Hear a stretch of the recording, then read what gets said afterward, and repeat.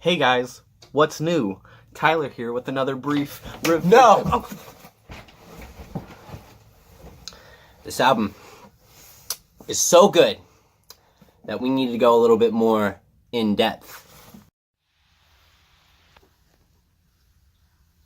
What up, you guys? It's Tyler. And Sebastian. And we're here for an in-depth review. The both of us. Yeah. Mm-hmm. All three, 2/3 of the Stained Glass Theater.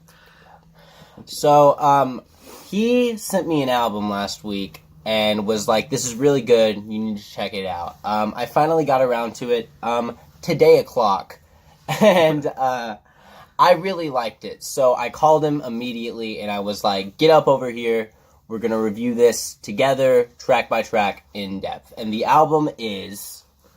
It's Crazyeightyeight's Burning Alive. And it's amazing. Mm-hmm. I've been a fan of Crazyeightyeight since they started. I'm a big fan of Jared Alonje. Mm-hmm. He's a parody musician. And I've always listened to him and been like, wow, he's really talented. It'd be cool if he did a serious project. And then I heard that he was making a band called Crazyeightyeight. And I was like, oh my god, this is exactly what I wanted. Absolutely. And the first song that I heard by him, it wasn't their first song. It's called Shinebox. I went into that song wanting Jared to be the vocalist because I love Jared. Yeah. And I'd be lying if I said that in my head, if it wasn't Jared singing, I would have not been disappointed. Okay. But as soon as Shinebox starts, it just punches you in the face. And I love it so much. Jared's not the lead singer. It's a woman named Lauren something. I always forget her last name. So yeah, I've listened to Jared's stuff for a while now. I really like Sunrise Skater Kids when that was a thing. His new band, Daddy Rock, is really good.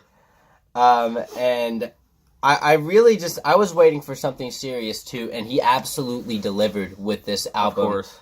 Him and Lauren actually co-wrote all of the lyrics. Yeah, I read up on that. It's really good, and the song is 14 tracks long. The song is 14 tracks long. Listen. The album is 14 tracks long, and I honestly don't listen to a lot of female-led bands, but so my expectations coming into this, honestly... Well, I mean, your expectations, you didn't know it was a female singer about halfway through the album. Yeah, I figured it out, and I was super impressed because she screams way better than most of the male vocalists that I listen to. He sent me a text about, I guess when he was halfway through, and just said, hey, who's doing the screams for this album? And I was like, it's Lauren. And he was like, excuse me.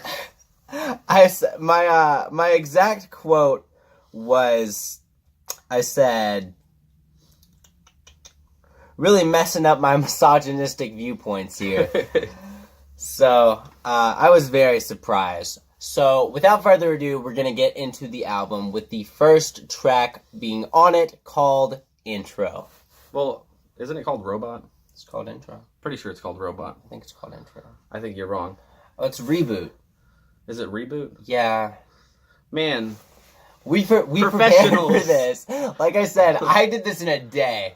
It's called a Reboot. Anyway, it starts with it's a quote from Alfred Hitchcock, and you're just like, okay, I'm ready. And then it just, it shows you exactly what you're in store for, which is a very aggressive metal album. I wasn't ready. You don't usually send me metal albums, so I was like, okay, this is going to be a little emo core thing that Jared's doing on its side. No, sir, we weren't ready, and we were very, very pleasantly surprised. The intro leads right into the first actual track, being Fortune and Glory Kid, which I know it's one of his favorite songs, so I'll let you tell about it. Okay, so y'all know I'm heavily into the swancore scene, which is a sub-genre of post-hardcore made famous by Will Swan of Dance Gavin Dance, and this gave me swancore vibes immediately. It hits you with some amazing bass and guitar combos, and the drums just came in real heavy. I wasn't fully prepared for what I was getting into, but I'm very, very, pleasantly surprised because this song, it just gives me rebellious feels and it just makes me want to start a couple fires. I feel that. That's pretty spot on. The next one's Shinebox. This was the first single that they released for the album, and like I said, this song just starts. It starts with Lauren and how's it go? It's like, I make it past the point of breaking, and it's just like right in. And it goes so fast that I didn't even have time to comprehend that it wasn't Jared. I was just like, oh, I love this. Wow, he sounds a little different. He does do backing vocals throughout the whole album, and you can hear him. It's very nice. Their voices complement each other they do. super well. And on to track number... I mean, it's 4, but 3 for actual tracks. I am... Tetsu, yeah. So in my personal opinion, this song reminds me of depression personified. And I mean that in the best possible way.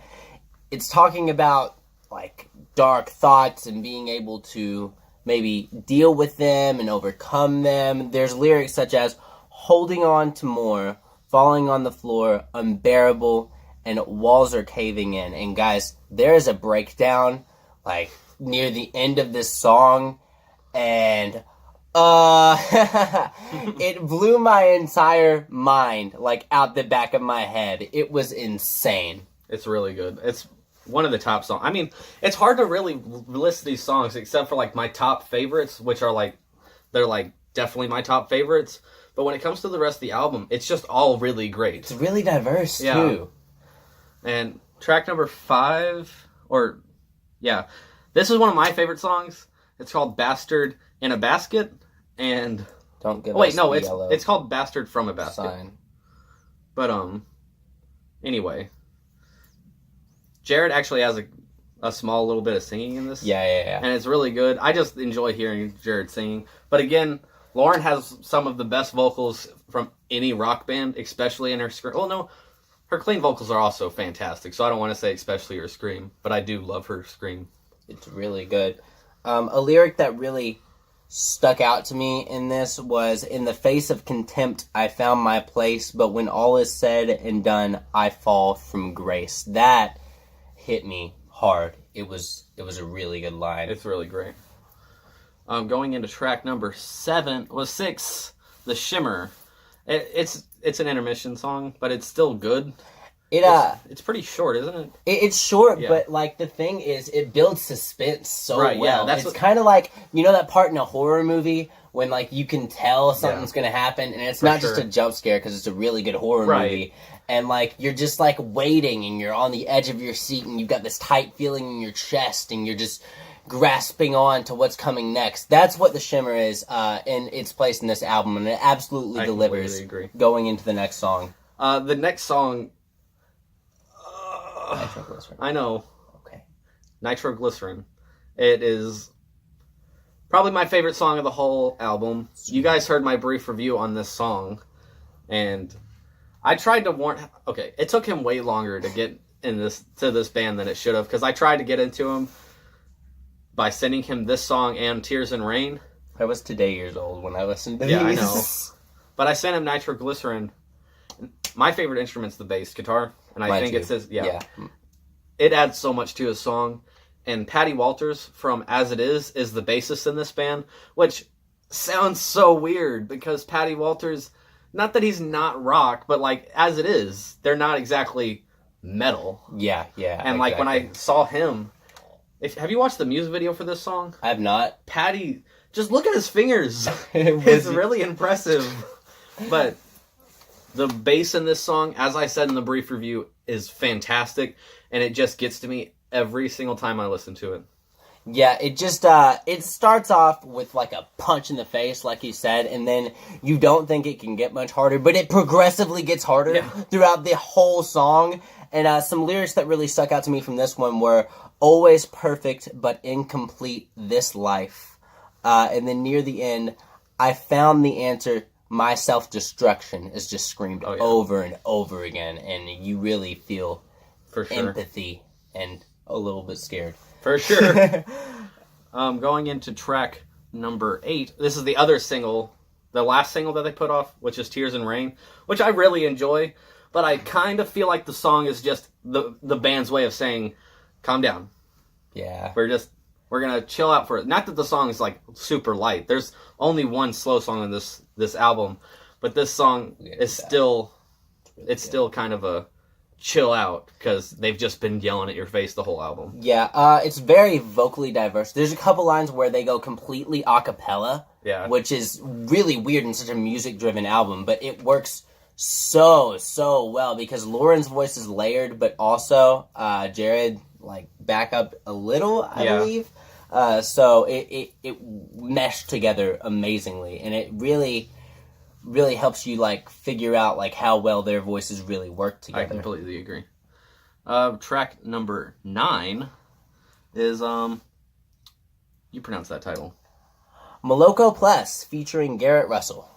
Yeah, it's a good song, but, like, I don't know what to say about it besides that it's just a good song. It's just really great. Yeah, Garrett does most of the screaming on this track, and this is about the point I was like, wait, this isn't who's been screaming. So I texted Tyler, and I'm like, who's screaming? And he's like, it's Lauren. It's Lauren. And I was like, but Garrett does a really good job here with only, like, screaming vocals, like guest screaming vocals. I've never seen anything like that done.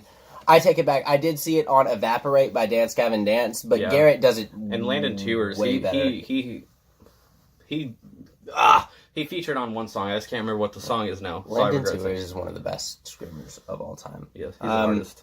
So then the next song is probably my personal favorite on the album. It's second for me. It's not metal. It's not metal at all. It's the most diverse song on the entire album. It's just beautiful, completely instrumental, no screaming. It's called Hannah, and Lauren just sings it like a song. It's so great. I want her to sing me to sleep. It's so pretty. I know with our 26 subscribers, we'd probably never get the chance, but I just want to talk to this woman and ask her what was going through her head when she wrote this, because it's beautifully written as well as beautifully sung in every single way. It has some just really fantastic, some of the best lyrics in the album. It's very complex. So here's where your story begins, a tragedy lined by innocence. Yeah. And I heard that, and I got chills, and I just kind of laid down and had to let that sink in really quick. And my favorite lyric, I can't remember it word for word, but again, it's the one that I was talking about earlier, where she says, despite not knowing how this all ends, I'll still keep trying with every dying moment, or something like that. And I really love that, because it really punches me in the heart, because it's like, it's telling you, like, even though you know you're going to die eventually, that's not a reason to not try. And I just love that so much. It's absolutely breathtaking. If I were to recommend 2 songs off of this album, it would be Nitroglycerin, and it would be for sure this one. See, as much as I love this song, I think you should, for me personally, if someone, like, wanted me to recommend songs, I'd probably say Shinebox. I don't know if I'd want to throw them in with Nitroglycerin, because, like, if you're not a huge metal fan, it's hard to just get thrown into Nitroglycerin. Yeah, but I mean, the band's so, like, diverse. I mean, I might give them Hannah and Shinebox. Okay, yeah, understandable. Next up is a song called "You Were Right." Yeah, "You Were Right" was released quite a while back, and they released it on EP. He probably doesn't know that because he's a newbie. But, yeah, they released it a while back, and I've always loved this song, but I don't have a whole bunch to say about it because it's been in my head for a while. So it's a song about admitting your faults and that you're wrong, something that most of us have a very hard time doing, me included.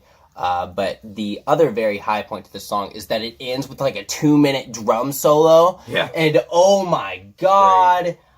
It's so good, y'all. It's the best drum solo I've ever heard, and I've seen a Laser Lights drum show at the Fall Out Boy concert that I went to, and it was 12 times better than that. See, don't quote me on this, but I don't think they have an actual drummer yet. They have people come and like help with record or like with the music videos, but I'm pretty sure Jared actually did the drums. That's wild. I think, but he's don't call me talented on that. enough. So track 12 is called Ian Hates Gretchen, and I wrote one of my down. favorite songs. I don't know what genre this is, but I'm living for it. It's really great. I love it.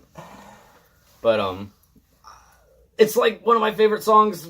But that's like all I can really muster to say about it because I just love it so much. I couldn't describe what it made me feel, but all good things, all good things. Yeah. The lyric that stuck out to me from this song was, "This is the end of the world, but don't you cry for me." Yeah. That really great. That was a good lyric. We're gonna go quickly over track 13, just because we're trying to get through, and I really want to talk about the last song personally. 300 pages. It's fantastic, like the whole entire album.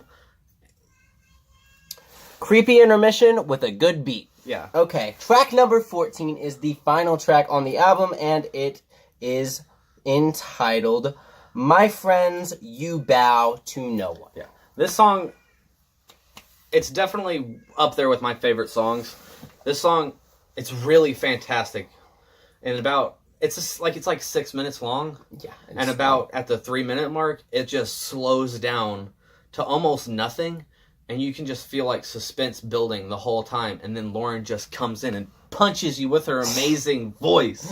Yeah, it's kind of like a false ending, too. Yeah, like it's you like thought kinda you thought tricky. the song was over, and then it's like, psych! Like, it's almost like on like when bands try to have like secret songs. Yeah. Where they'll just have a really long into a song. 1975. Yeah, milk. But what I thought of honestly when I heard it, it's not the same. But Happiness and Self-Destruction by The Plot in You. Yeah. It ends with a song called Happiness and Self-Destruction. It's a really long song. It's beautiful. Yeah. And then at the end of it, there's just a really long time of silence. And if you turn up your earbuds like all the way, you can just hear Landon like speaking. And that's what it made me think of, even though this is a lot more just intense. And you should not turn your earbuds all the way up. Please don't. They will get blown out. For sure. Your eardrums and your headphones will be broken. Well, the lyric that I absolutely love from this is "All hail the crownless kings." It brings me back to when I was 13 and listening to "King for a Day" by Pierce the Veil and Kellen Quinn, and I thought I was very cool. For sure. Yeah. So that's our review. We're going to give off our final verdicts and then try to wrap this up. So I'll let Sebastian go first. 7.5 out of 10 for me. It's a very solid album. I look forward to hearing their sophomore album because I think that this band can absolutely break down barriers set for not only women in post-hardcore, but just post-hardcore bands in general. It's amazing. You guys have to check it out, especially if you're into any sort of heavier music. And that's all I really have to say about it, Tyler. See, this is it's on my year-end list, and I have to give it a 9 out of 10 because I believe it's already breaking barriers because you never really see a female screamer, you know what I'm saying? But that being said, I think that they'll improve as they go, especially adding on an actual drummer online. That would be very beneficial for them. But I believe that Crazyeightyeight, they are leading the charge in 2018's rock/metal music right now. Post-hardcore revival. Yeah, for real. Well, we have been 2/3 of the Stained Glass Theater. Make sure to follow us at Theater Glass on Twitter. Subscribe, turn on that bell notification, and share us. Share us everywhere. Yeah. We're going to have some musical content coming your way in the foreseeable future. Yes. You should also follow Tyler_Madewell. Wait, no, it's something else now. Just follow Tyler Madewell on Twitter. And follow Tyler_Madewell on Instagram. Don't follow me on any social medias. They are private for a reason. Again, I've been Sebastian. And I've been Tyler. And thank you for watching our in-depth review of Crazyeightyeight Burning Alive.